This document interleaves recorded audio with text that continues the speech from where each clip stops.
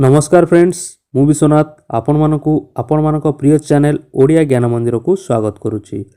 Friends आपण माने जानिथिबे आसंता काली महाशिवरात्रि, तेणु महादेव को खुशी करने पई भक्त माने एही दिन विभिन्न प्रकार जिनिस अर्पण करिथांती। हेले आपण जानि नांती अनेक जिनिस एपरि अछि जहा शिवलिंग उपरे अर्पण कले भगवान रुष्ट होइथांती। फलरे आपणको उपरे रुद्रदेवको कोप पड़िबार आशंका रहिथाए। तेबे आमे आपणको एही वीडियो माध्यम रे सही जिनिस विषय कहबू जहाद्वारा देवदेव महादेव असंतुष्ट होइथांती। आसंतु वीडियोटी आरंभ करिबा। आरंभ करिया पूर्व आपण मानकु रिक्वेस्ट, जदि आपण माने आम चैनल को एपर्यंत सब्सक्राइब करिनांती ताहले तळे दि जाइथिबा red colour subscribe button press करी आम चैनल को सब्सक्राइब करिनियंतु। आसंतु वीडियोटी आरंभ करिबा। प्रथमे त्रिशाखा बेलपत्र।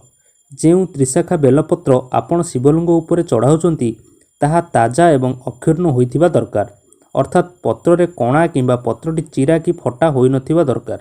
अनेक समय देखा जाए बेलपत्र लागिथिबा डेम्फ को आमे न छिंडाई शिवलिंग उपरे चढ़ाई थाउ, किंतु यह करिबा अनुचित।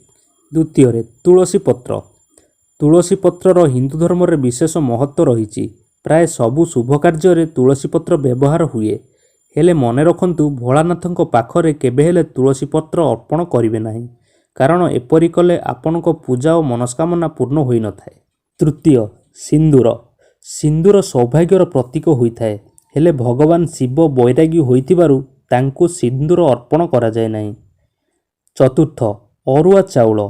शास्त्र अनुसार महादेवंकु अरुआ चाउल अर्पण करिबा शुभ होइथाए, हेले मने रखंतु भगवान शिवंकु केबे हेले भांगी जाइथिबा अरुआ चाउल अर्पण करिवे नाही।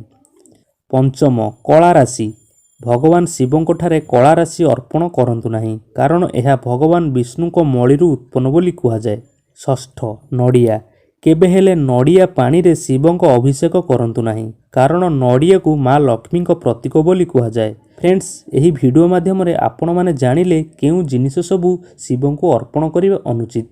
आशा करुछि एही वीडियोटी आपण मानकु पसंद आसीथिबो। पसंद आसीथिले वीडियो को गोटे लाइक करंतु एवं आपणको प्रियजन मानक सहित शेयर करंतु।